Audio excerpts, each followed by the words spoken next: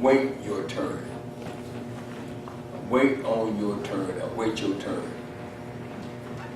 Life is about certain things that are placed for us to receive. Does not mean we'll get them right away. Some things that are promised to the life that we haven't received yet, but what we have to do is we have to wait on our turn.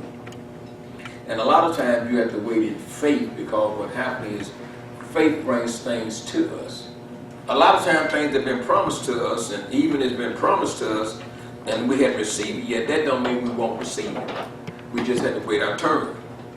And you have to realize it's just like even in life period, or even in nature, you know, when there's 4 seasons. There's spring, there's summer, there's fall, there's winter. So what you have to do is you have to wait till that particular season come around. And even though you might want it to be summertime now while it's cold, but you still have to wait. Because you have to realize there's a process. There's a process in waiting on certain things. You have to realize that what the process does, it teaches us how to respect when we get what we're supposed to get, how to not only respect it, but to keep it and to maintain it. You have to realize when God's got something promised to you, or even if somebody got something promised to you and they're going to fulfill it, you have to wait on your turn. Because number one is, some things you have to go through the process. And this is what I see as a believer. What we have to do is we have to learn the process. And I realize that the process a lot of times is really not fun, and it's really not convenient. But what the process does, it teaches us how to receive what God has promised us. Not only receive it, but also give thanks to the Lord. Not only when we get it, but before we do get it, because you have to realize God is not a man to lie. And I realize when God promised me something, I've learned how to wait on the Lord. The Bible says, they that wait on the Lord, he shall renew their strength. So what happened in your waiting, God will strengthen you so you can continue to go and wait on what God's got for you. Anytime you try to push somebody to do something before their time, what happens, they kind of resistance to do it.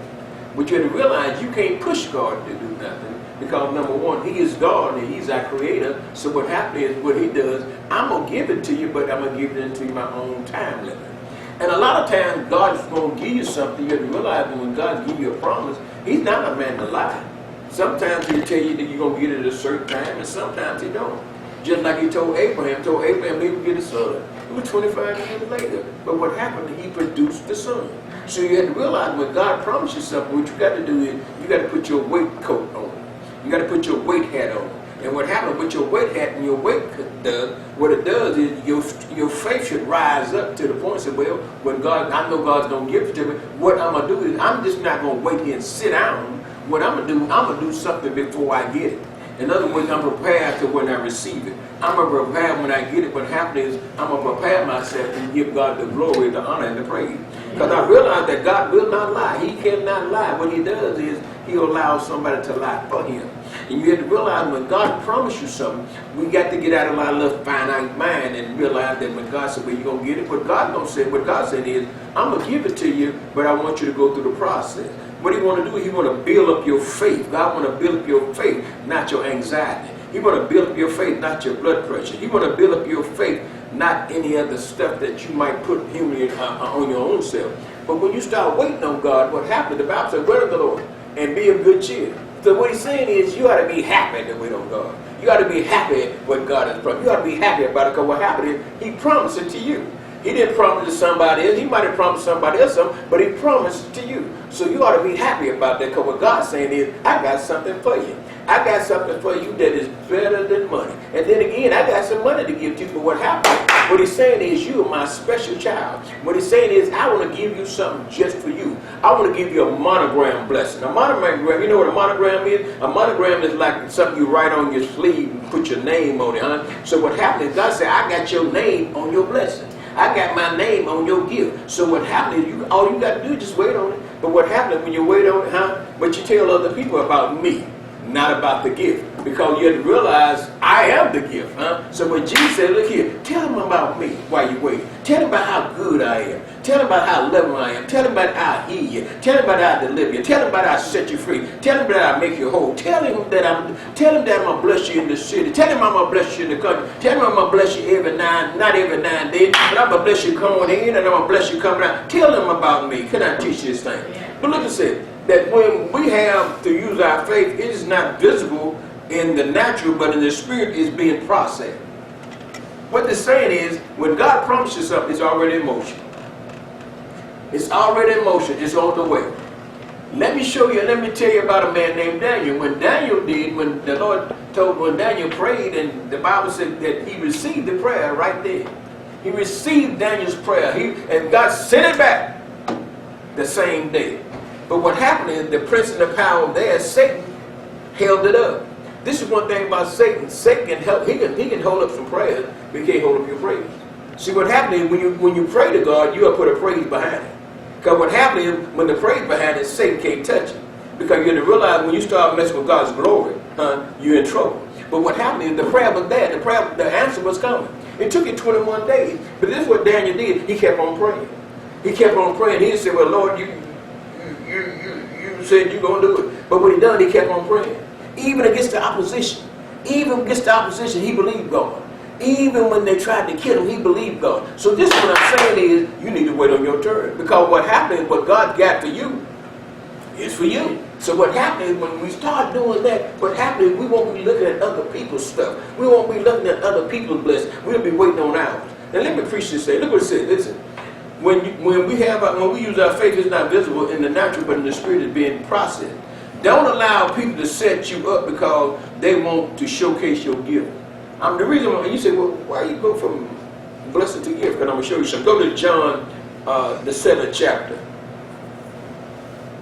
The Gospel of John, the 7th chapter. Let me show you something. We ain't going to be long. We're going to get blessed and we're going to go on home. Can I preach? Hallelujah. Thank you, Lord. Thank you for this word, God, that we're about to preach and teach. God, it's a seed for our future and a seed for our present. I thank and I receive and glorify you in Jesus' name. I do pray. Let everyone say amen. Amen. Look what it says. John, the 7th chapter. Are you there? Amen. It says, after these things, Jesus walked into Galilee. He would not walk with the Jews because the Jews sought to kill him. Now the Jews' feast of the tabernacle was at hand. His brethren therefore said to him, depart hence and go into Judea, that thy disciples also may see the works that thou doest. For there is no man that doeth anything in secret, and he himself seeketh to be known openly. If thou do these things, show thyself to the world. For neither did his brethren believe in him. Then Jesus said unto them, this is what I want to get to. Then Jesus said unto them, my time has not yet come, but your time is already here. Look what Jesus is saying here. This is a passage of scripture when Jesus did the miracle of feeding the 5,000. And this is the thing about it is, people will walk with you, people will walk behind you if you give them something that they might necessarily want. What he did, he fed the 5,000 men. Actually, it was more like 15,000, but he fed the group of 5,000 with 2 loaves and a few fish. But what he did is, they saw the miracle that was in it. See, when people see miracles in your life, they'll follow behind. Because what they do is, they don't care nothing about you. They care about your gift. All right. Right. They don't care nothing about you. They care about the gift. That's why I say you need to wait your turn. Because what happens is your gift will make room for you and bring you before great men. Yes. So what happened is they saw the gift of what Jesus had, so they followed behind him because what happened is they gave him something to eat. And by him doing that, what they did is he got the gift. So when he would come, as he was leaving, his brethren or his family or his brother said, well, won't you go over there and do it again? Because what happened is, anybody that got a gift like that, they don't really just do it openly, they want everybody to see it. But what Jesus said, he said, it's your time, but it ain't my time. And the reason why Jesus came, the reason why Jesus said that the gift that he had, number one, was not only the gift of feeding people, it was the gift of saving folk. And it wasn't his time yet, because you had to realize Jesus came, he said, he came to save that which was lost. He hadn't saved anybody yet. He had died on the cross. That was his purpose. But what happened is, what he was doing, he was using his gift to bring us closer to the cross. He was using his gift that we might tie into him and lock into him and grab his doctrine, that we might walk in this earth in this time that we're here. So what he was doing is, they were trying to push him before his time. You ever seen somebody try to push you to do something when you're really not ready? They want to make you do something when you're not ready. You have to wait on your turn. Because when you wait on your turn, your gift will be manifested to the fullness. See, what Jesus was doing, he was walking and teaching folk about what's going to happen. Not just what happened to them, but what's going to happen in the end. What he was doing is, he was showing them the example how to walk in this life when he leaves.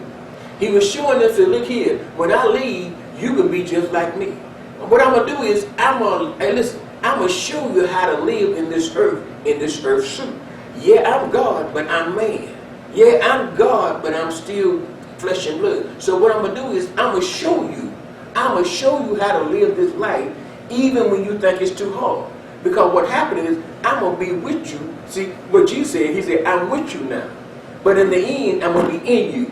So what happened is, Jesus is in us, not necessarily with us. But he is with us because he's in us. So what happened is, when Jesus is in you, the Bible said, I can do what? All things through Christ, which strengthen me. So what happened is, I can do what God called me to do. That's why people can play organ, drums, sing, because that's their gift. That's why some people can do certain, that's why people can preach and teach, because that's their gift. But what happened is, you had to realize, they just didn't listen. They just didn't start that gift. It had to be a process. Can I teach this thing? Amen. So what happened is, what the process does, the process is teach you how to go through. How to go through. Because what happened is, in order to go through, in order to get to the end, you got to go through. So look what it says. All right, look what it says. All right, the gift God gave us should go through the process by obedience, because that's where it will be manifested for his glory and not ours. That's why you got to obey God when you go through the gift. Don't let nobody push you out in the spotlight before your time. Don't let nobody make you do nothing when you're not ready. Because what happens is, a lot of time what God wants to do, go through the process. But what happens, the process teaches us what to do and what not to do. The process shows us the ups and the downs. The process shows the yes and the no. The process shows who are with us. The process shows who would not us. So what happens, it's good to go through the process, because when you go through the process, you'll be ready to perform in the end. Can I teach this thing? Yeah. But look what he's saying. Look what he's saying. Jesus said, listen, they sought to kill him.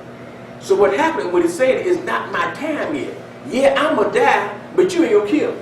He said, I lay down my life. You ain't going to take it. But what I'm doing is, I have to go through this process. They said, well, yeah, going out there, Jesus, show them what you... He said, no, it ain't my time yet. I got to go through some stuff. I got to teach some people some stuff. I got to get some disciples. I got to get some leaders. I got to get some people who are going to take this word and take it to the next level. I got to get some people, when I leave this earth, they're going to take this same word and they're going to use it in that generation. Because there are going to be some people in 2020 and 2019 going to do the same thing. So what I'm going to do is, in the beginning, I'm going to show you how to do it. And the reason why he showed us how to do it, he showed it through the book. But we're not listening. We weren't there, but he showed it through the book. So what he's doing is, listen, this is what the Bible said. He said, I come in the volume of the book. When Jesus said, I'm going to show you how to do this thing. The gift that you got, I'm going to show you how to work it. The gift that you got, I'm going to show you when to manifest. The gift you got, I'm going to show you how to go through it. The gift that you got, I'm going to show you how to give me the glory, not you take the glory of the gift. Because we have to realize, it ain't really about us. God, we're the hands and feet of Jesus Christ. We're the workmen of Jesus Christ. We're the servants of God. So what God said, I'm going to show you how to be a divine servant. I'm going to show you how to be prosperous in what you're doing. I'm going to show you how to do it. Even when you think you're by yourself, you won't be alone. Even when you're in the midnight hour, I'll be right there. Even when when people don't like you, I'm going to be right. And when people scandalize your name, I'm going to still be right there, and I'm going to still manifest your gift. Can I preach this thing? Amen. But look what it says. It says, listen. It says, verse 5. It said, then Jesus said to them, my time has not come, but your time is already. What God's saying is, when you got a gift, practice it. Practice the gift first. Practice, practice, practice. You be say practice make perfect. Practice make you continue. So practice your gift. Practice your gift. Practice. I practice preaching. Even right now I've been preaching. I practice. You know why? Because I want to perfect my gift. I want to perfect my calling. Listen, not for the people, but God get the glory out of it. You have to practice. And just like a basketball player, you got to practice. Like a football player, you got to practice. Just like a ballet dancer, you got to practice. But even in the practicing, what happens, there's pain. You got to realize what the pain is. What the pain means, you hit another place that you hadn't been. What the pain means, you hit another level that you hadn't been. But the pain said, well, listen, you finna go a little further. Because what happens when you endure pain, what happens, that means you use something that you didn't use. But when you start practicing and the pain come in and you endure the pain, the Bible says, endure hardness as a good soldier of Jesus Christ. You have to realize there's some pain in practice. There's some pain in your gift. There's some pain in your living. There's some pain in your gift. You know, it's a part of the process. See, a lot of people, when they get the pain, they think it's something to take them down. But the pain is to make you go up. Because what happens, the pain lets you know this ain't the place. But the pain, no, you can't sit here. You got to move further. You can't go back. You got to keep on going further, because what the pain does, it'll let you know that you hit one level. In order to go another level, you got to feel a different pain. You ain't going to feel the same pain when you go to another level. You ain't going to feel the same pain when God began to... You ain't going to feel the same pain. Jesus felt the pain, when they were trying to kill him. But when he got to his peak, can I preach this thing? When he got to his peak, that's when he feel the pain. When he got on the cross, that's when he feel the pain. When they put the spikes in his hand, that's when he feel the pain. When they put the crowns on his head, that's when he feel the pain. When they put the nails in his feet, that's when he feel the pain. But look what happened after the pain was over. After the pain was over, what happened is he descended to the earth. And not only did he descend into the earth, he did what he's supposed to do. He set the captive free. Can I preach this thing? See, then what happened? He came out and he got glorified. By the pain, he got up. By the pain, God got the glory. By the pain, people got delivered. Amen. See, your pain is somebody else's gain. Can I preach? Amen. Look what it says. Your gift will cause people to hate you because of their lack of understanding. See, this is one thing about you to realize about the gift. People gonna hate you because they don't understand. They don't know who you are. What they do is they look at your natural. They look at the natural, but they don't look at the spirit. You understand what I'm saying? People will hate you when you start walking in your gift. And this is what happens when people start walking in the gift and people get hated. Sometimes they shower down. Don't let nobody shout you down. When you walk in your gift, listen, I don't care what they say about you. I don't care how they like it. Stay on the gift. Walk in your gift. Because listen, somebody going to benefit behind your gift. Somebody going to get healed behind your gift. Somebody going to be made whole behind your gift. Somebody going to change their mind behind your gift. Stay in your gift. Let me show you something. Go to John. Look what it says. John 6:76. Then Jesus said to them, my time has yet come. All right, verse 7. The world cannot hate you, but for me it hated me because I testify of it, that therefore are evil. Their works are evil. What Jesus is saying is, they get mad because I'm telling the truth. See, when you walk in your gift, people get mad at you. When you walk in your assignment, people get mad at you. That's your gift. That's part of the process. Listen, when people get mad at you, you know you're on the right road. When people get upset about you, you're on the right road. When I'm saying that you're doing right. That's when you know that you're walking in your gift. That's when you know you're walking in the favor of God. But when everybody patting your back all the time, watch it. But when you start telling truth, when you start telling scripture, when you start speaking word, and people get mad at you, that's when you know that your gift is working. Because you have to realize, as long as you tell some good stuff all the time, they like it. But when you start telling people truth, when you start telling people what the word said, when you start telling people what God said, and this is the thing about it, and you living it, they get mad at you. What Jesus was saying, there ain't my time yet, but they still mad at me. I ain't went to the cross, but they still mad at me. Because number one, they don't like me because I'm testifying who sent me. This is what he's saying, that I'm testifying who sent me. I'm saying that my Father sent me. It ain't the works that I do, it ain't nothing to me. I didn't do it, but God did it. But God sent me to represent him. That's what he said. That's why they're mad at him. And the reason they're mad at him is because they didn't know him. They didn't know him. See, a lot of people come to church, but they don't know Jesus. A lot of people attend a meeting, but they don't know Jesus. Even the Pharisees, even the religious folk didn't know Jesus. They the one that sought to kill him. So you have to realize you got to have a relationship with God. You got to have a relationship with the Lord. You got to have a relationship even with your gift. Because what happens is a lot of people don't know God. And when people don't know God and you know God and you tell them about God, they'll get mad at you. Because the God they've been serving is the God of themselves. It hadn't been the God of the Abraham, Isaac, and Jacob. It's been the God of themselves. It's been the God of the Davids. It's been God of the Holmes. It's been the God of the Hargraves. It's been God of the Leaks and all that. That's the God they've been serving. They've been self-serving themselves. But they hadn't served the real and true and living God. They hadn't served Jesus Christ. They hadn't served Jehovah Rapha. They haven't Jehovah Shanik. They haven't served Jehovah Shalom. They haven't served that God. They haven't served the God that made them who they were. They hadn't served him because number one, they don't know him. They hadn't studied him. They really hadn't got in the book. They just heard about what somebody else said. But you got to know God for yourself. Deep down in your spirit, deep down in your soul, deep down in your sanctified heart, you have to have a relationship with him. You got to strike up a conversation with God when you can't talk to anybody else. You got to strike up a conversation with God when all hell hounds behind. You got to strike a conversation with God when your body is feeling in hell. You got to take a conversation with God. Say, Lord, I know you told me to do this, but I realize this thing is kind of hard. That people are coming against me, the Lord. But Lord, I'm going to do this anyhow. I'm going to walk this way. I'm going to walk by faith and not by sight. I ain't going to close my eyes to the enemy, but I'm going to keep on walking forth, God, because you called me to do this. This is my gift. This is my assignment. I'm not going to let the enemy take it away. I'm not going to water it down, God, but I'm going to keep on pushing. I'm going to keep going forward. I ain't going to stop. I don't care what nobody say. I ain't going to stop, God, till I get to the other side of my gift, till my gift gets manifest before you, God, because you called me to do this thing. I don't know how to do it, but God, you got to train me.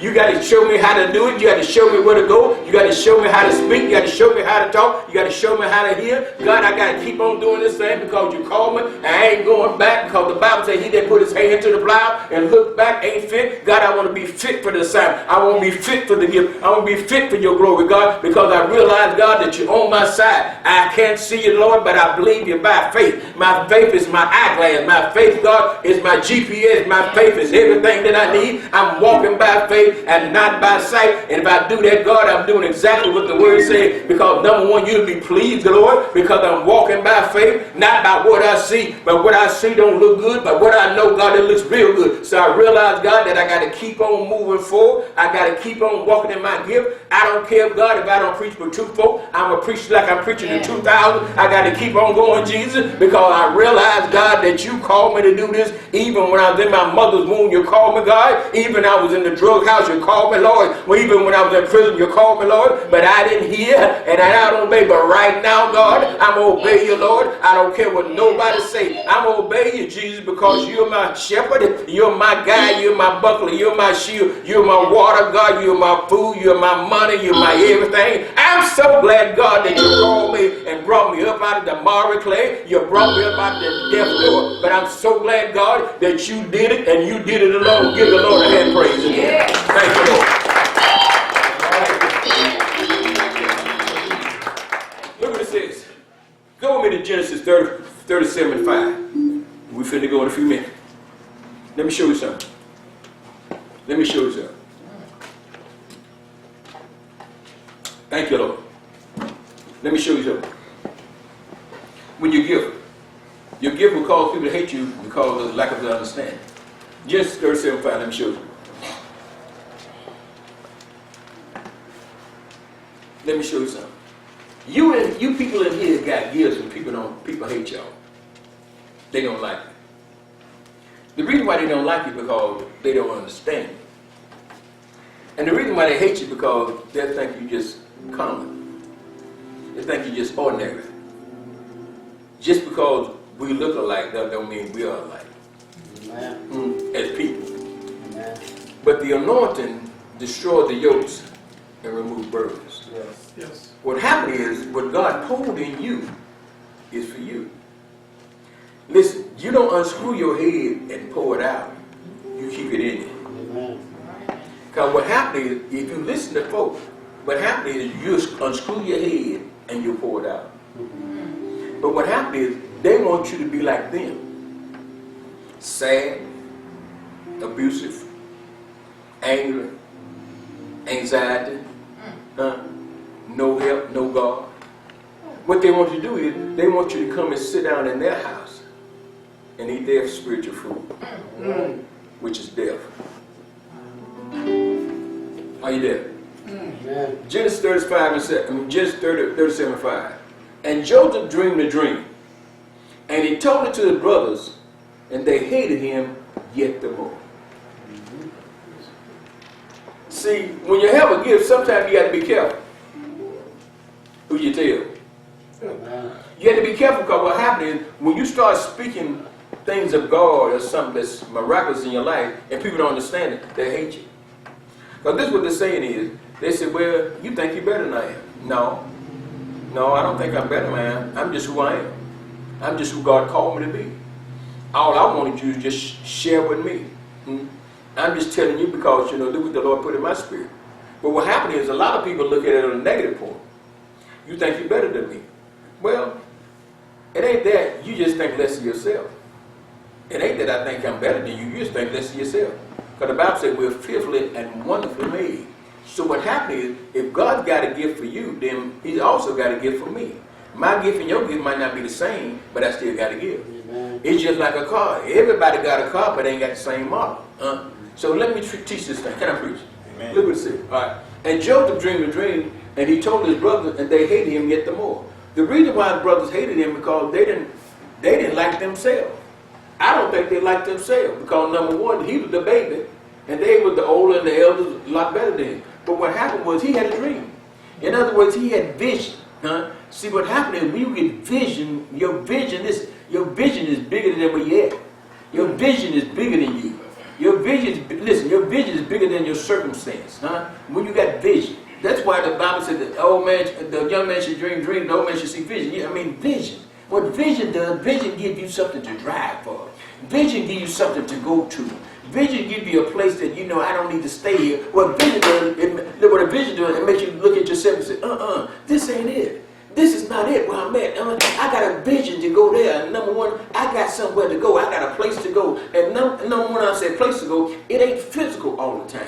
It's spiritual. I need to get in what God's got for me. I need to operate in this gift like never before. I need to perfect my gift. Listen, I don't need nobody to approve of my gift. I need to walk in it, and what happens is it'll bring me before great men. And when you start walking in your gift, then what happens is people see your gift. People see the gift in you. What happens, then what they do, they'll promote your gift. You won't have to say nothing. They'll let somebody else promote your gift. You don't have to promote it, All you got to do is promote the Lord. You just promote God. You just give God the glory, because what happens, people see the gift in you. And what happens, they'll start calling you what your gift are. Can I preach this thing? Amen. Amen.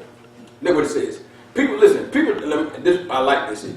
People that are not willing to go through the process are setting themselves up for failure. Anytime you're not willing to go through the process, you're setting yourself up for failure. That's right. That's right. Because number one is the process is the teaching ground. The process is going to teach you what to do, what not to do, who to deal with, who not to deal with. That's the process is going to do. Your process is going to show you your enemies. It's also going to show you your friends. Because there's some people, listen, there's some people promote your gift that you don't even know. And some people, listen, there's some people that sit behind the scene watching you for a long time, you don't even know. And the reason why they're watching you because, number one, they like what you do. They like who you are. They like how you carry yourself. They're not hating you, what they're doing, they're studying you. Amen. They study your posture, they study your lifestyle, they study you. And the reason why they study you because, number one, they might have a gift similar to yours. So what happens, what they're saying is, if your gift's similar to mine, what happens is, let me study you because you're walking in perfection. And you're walking in the anointing. And you're walking in the grace of God. So number one, you will be a good teacher, a good mentor. Everybody needs a good mentor. Everybody needs a good mentor. What a mentor does, he's not a yes man. A mentor good as a teacher. And what the mentor does is shows you where you lack at, and it also gives you the accolades where you're doing. But this what happens is, when somebody show you where you're lacking, they're teaching you. They're really teaching you not to do it anymore. Don't do that anymore. That's not profitable. That's not right. That's going to hurt you. Can I teach this thing? So what happens is you got to realize when you don't go through the process, you hurt yourself. All right, go to John 7 and 18. Let me show you the scripture in there. Thank you, Jesus.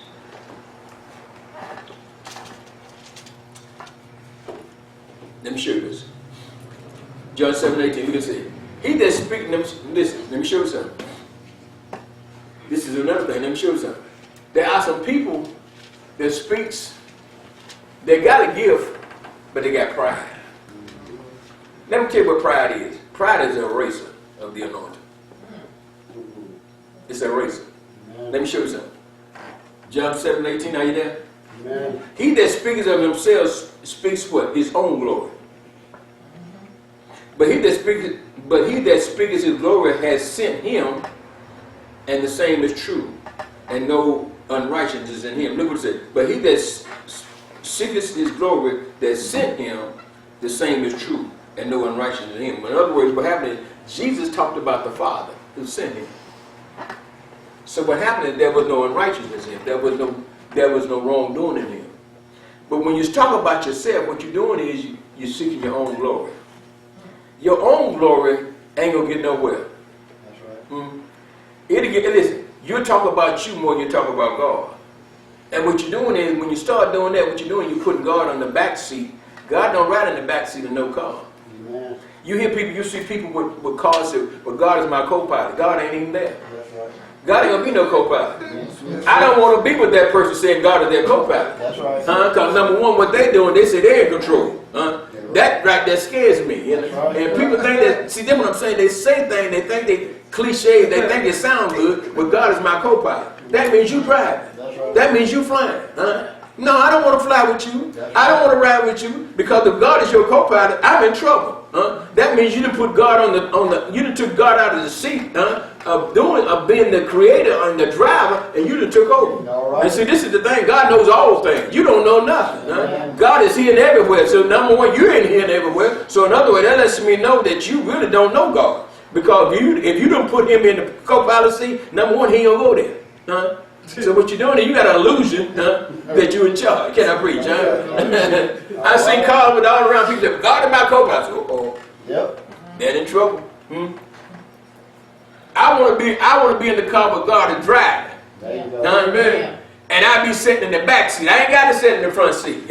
Because number one, if he driving, I know we're going to get there. Yeah. If he driving, we ain't going to have no accident. If he driving, he going to make sure we get to where we going. Can I preach this thing? Yeah. Amen. So that's people that seek their own glory. Yes. Because they want to put God on the sideline. But look what it says. Go to Proverbs 25 and 14.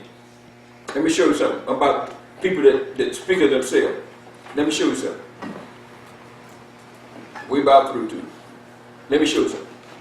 Go to Proverbs 25 and 14. 25 and 14. Let me show you something. Proverbs. Can I teach this thing? Amen. Proverbs 25 and 14. Let me show you something. Are you there? Amen.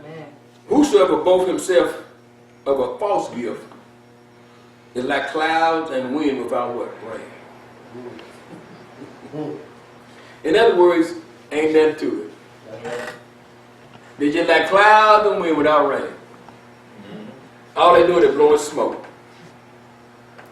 Now you see it, now you know. So what happened is you have to be careful. You have to give God the glory. That's what Jesus was doing. He was giving God the glory.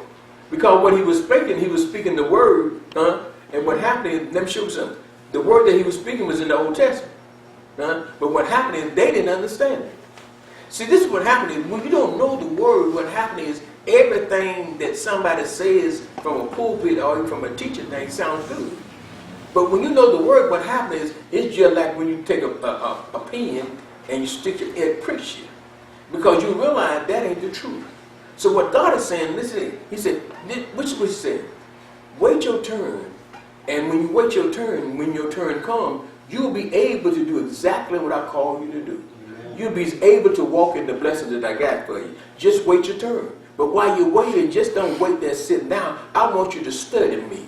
I want you to study my antics. I want you to study my ways. I want you to study me. Because when you study me, what happens, when you begin to study me, you'll act like me. You'll be like me. And you'll be as I. So what he says, I want you to study me. When you study somebody, you see, you know what they eat. You know what they don't like. You know how they speak. And you know where they go. You know where they won't go. Can I preach this thing? Look what happened. It said the gift that God gives us doesn't have an expiration date. Wait until the process is complete and it will bless you. Amen. See, what happened is the gift that God gives us, it don't have an expiration date. It might take you years. People don't like to hear that.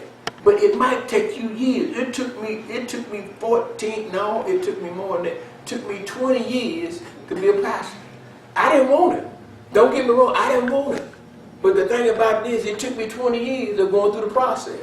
It took me 20 years of ups and downs. It took me 20 years of yes and no. It took me 20 years of sometimes failing God, doing the wrong. It took me 20 years. But after those 20 years, I've learned something about that. I've learned that when you wait on the Lord and be a good cheer, He'll strengthen your heart. I realized that God will bless you like never before. He will make things happen in your life that you would never imagine. He will make your enemies your footstool. He'll make people look up to you that used to look down on you. He'll make people so mad around you that all you got to do is say, well, thank you, Lord. He'll show you who your enemies is. He'll show you who your friends are. He'll show you who got your back. He'll show you things. He'll show you great and mighty things if you just wait on it. And then when you wait on the Lord and start walking in His grace, His enemies, all the enemies do just ball. They can't touch it. And like the song, like some say, you can't touch this. They can't touch you. You know why? Because you waited on the Lord. You did exactly what God said. Number one, and you got perfected in your prayer. God help you perfect in your prayer. Number one, you start doing things that you normally wouldn't do. You'll learn how to pray in the midnight hour. You'll learn how to pray when you go to work. You'll learn how to pray in the bathtub. You'll learn how to pray when you're in your sleep. You'll learn how to pray because number one, God done showed you because you waited on God and God gave you His word and put His word in you. See what God wants to do? He wants to put His word in it because what happens is He said, the word is lamp unto my feet and light unto my pathway. That's what it does. What the word do. The word gives you direction. The word will give you a destiny. The word will give you a purpose. So what happens? You start walking in that purpose, start walking in the word, and you feel good about yourself. And number one, the first thing you do, you give God the glory. You give Him the praise. You praise Him like never before. You give Him the glory even when things are bad. You give Him the glory because you know God will bring you out. He'll bring you through and He'll bring you up. Yes, He will. He'll do it. So what happens? I realized that there is no expiration date on what God's got for you. Don't wait. Don't think God's going to give you a 60-day, 30-day, 90-day plan. God's got a lifetime gift for you. What He want to do is He wants you to have a lifetime gift because what happens, you are somebody else's gift. You're the gift of something. You're the gift in your family, number one. They might not be saved yet, but you still keep on doing. They might not be delivered. You just keep on doing. Because after a while, they're going to be just like Nicodemus. They're going to come to you by night. They're going to ask you, what can I do to be saved? I don't want nobody to see me. But how can I get born again? And all you got to do is just lead them to Christ. See, this is what I'm saying. Your gift is just that power. Let me tell you one thing about your gift. It ain't got no age limit on it. It don't care about your age. It don't care about your color. It don't care about your status. It cares about you. You are the gift that God put in the earth. You're the one that God put in your family. You're the one. Amen. Be that gift. Be that gift God's got for you. Let me give you the two scriptures. We're going to go to Proverbs 17 and 8. Thank you, Jesus. Thank you, Lord. Proverbs 17 and 8. A gift is a precious stone in the eyes of him that has it. Let me show you something. Whithersoever it turns, it prospers. See, your gift will make you prosper. Whatsoever. In other words, wherever you at, your gift will make you prosper. You can be in hell. When I say hell, I'm not talking about literal hell. In a hellish situation, and your gift will make you prosper. Because it's a precious stone. Wherever you at, you're prosper. Because they don't have an expiration date. That's right. The last one. A man's gift makes room for him or her and brings him before great men. Amen. Your gift will bring you before great people. When I say great people, a lot of times people say, well, maybe it's like a great rapper or a great entertainer. Everybody that fishing ain't great. Huh? Everybody in that type of occupation is not great. Huh? They just got money. Huh? But your gift will bring you for great men. Huh? It'll make what it says. It said to make room for you. What he's saying is, God said, look here. If it's crowded, it's gonna make room for you. Huh? Number one, God gonna bring you for great men. When I'm saying if you need something, God gonna bring people to you. God gonna send people to you that you need. Huh? All you gotta do is just stand the gift. All you got to do is just do what God say do. Huh? All you got to do is just go through the storm. When you go through the storm, what happens just means you're going to the other side. This is what Jesus told us. Let's go to the other side. See, this is the thing about it. A lot of times we hadn't went to the other side of our life. Huh? We stayed on this side. What happens is on the other side of our life, that's where the manifestation might be. That's where the glory might be. That's where the healing might be. That's where the deliverance might be. That might be where our entrepreneur impact might be. That's where our money might be. That's where our friends might be. That might be where your husband might be. That might be where your wife is on the other side. Because what happens is on this side, God said, we done enough here. Let's go to the other side. Somebody else needs you. Somebody else needs your anointing. Somebody else needs your grace. Somebody else needs your gift. Let's go to the other side. You spend a lot of time over here. That's all right, but let's go to the other side. Because the other side is where somebody don't know Jesus. On the other side, but somebody really don't know you. On the other side, somebody don't know the Holy Ghost and the power. The Holy Ghost and the power. Somebody don't know it. So what happens is you will take that gift over there. When you take that gift over there, somebody gonna get blessed. Somebody gonna get healed. Somebody gonna get happy. Somebody gonna get delivered. Somebody gonna get set free when you go on the other side. You are the gift. Because what happens is God said, I poured myself into you. I poured myself into you, and I send you out into the world. You're the gift for mankind. Give the Lord a hand praise.